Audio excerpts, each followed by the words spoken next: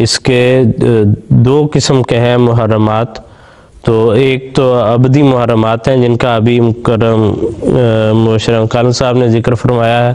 تو دوسرا حصہ جو ہے اس کے متعلق اب محترم ظہیر احمد خان صاحب گفتگو کریں. خان صاحب وقتی محرمات کے متعلق. وقتی محرمات جس طرح اس لفظ سے ظاہر ہوتا ہے کہ ایسی محرمات، ایسی خواتین جن کے ساتھ وقتی طور پر نکاح نہیں ہو سکتا، یعنی کوئی ایسی شرعی عذر درمیان میں حائل ہے جو وقتی طور پہ اگر وہ عذر دور ہو جائے تو ان کے ساتھ نکاح ہو سکتا ہے. اور اس کے لیے جس طرح قرآن کریم نے کہا کہ دو بہنوں کو ایک وقت میں ایک مرد اپنے نکاح میں نہیں رکھ سکتا، تو اگر کسی کے ہاں کسی شخص کی ایک بہن سے شادی ہو چکی ہے تو دوسری بہن کے ساتھ وہ شادی نہیں کر سکتا جب تک کہ وہ پہلی بہن سے طلاق نہ ہو جائے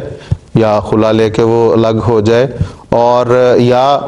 خدا نخواستہ پہلی بہن کی وفات ہو جائے تو پھر دوسری بہن کے ساتھ شادی ہو سکتی. اسی طرح کسی مرد کے، یہ جو پہلی بات بتائی یہ تو قرآن کریم پہ مبنی ہے کہ قرآن کریم کہتا ہے کہ یہ بھی گناہ ہے کہ تم دو بہنوں کو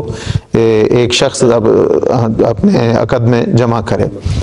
ایک اور جس طرح محترم کالوں صاحب نے فرمایا کہ بعض یہ محرمات جو حرمت کی باتیں ہیں، یہ احکامات جو ہیں قرآن کریم پر مبنی ہیں، بعض احادیث پر مبنی ہیں. تو ایک اور جو حرمت ہے وہ جو وقتی محرمات میں شامل ہوتی ہیں وہ یہ کہ کوئی شخص دو ایسی خواتین سے شادی نہیں کر سکتا جو آپس میں خالہ بھانجی یا پھوپھی بھتیجی ہو. یعنی اگر کسی مرد کے عقد میں ایک عورت ہے تو وہی مرد اس عورت کی بھانجی یا اس کی بھتیجی کے ساتھ شادی نہیں کر سکتا. تو یہ احادیث پر اس کی حرمت مبنی ہے، حضور صلی اللہ علیہ وسلم نے یہ فرمایا. اسی طرح ایک حرمت یہ ہے کہ قرآن کریم کہتا ہے کہ دوسرے کی منکوحہ جو ہے وہ بھی حرام ہے. جب تک وہ کسی دوسرے کی منکوح ہے اس وقت تک اس کے ساتھ نکاح نہیں ہو سکتا. اگر اس سے دوسرے نے طلاق دے دی ہے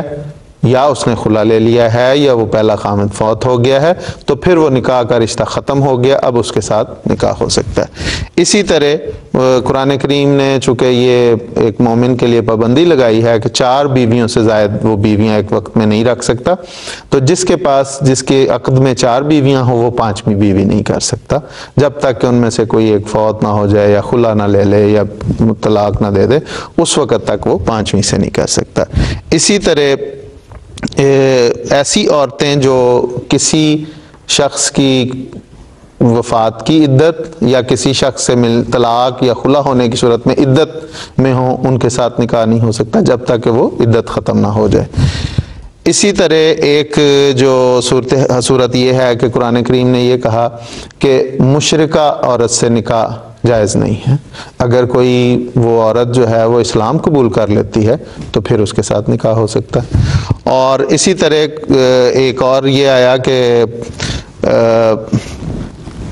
قرآن کریم میں ہی ہے کہ اگر کوئی شخص اپنی بیوی کو 3 طلاقیں دے چکا ہو اور وہ طلاق بتہ کی حد تک پہنچ جائے، جس کی تفصیل ہم کسی پہلے پروگراموں میں بیان کر چکے ہیں،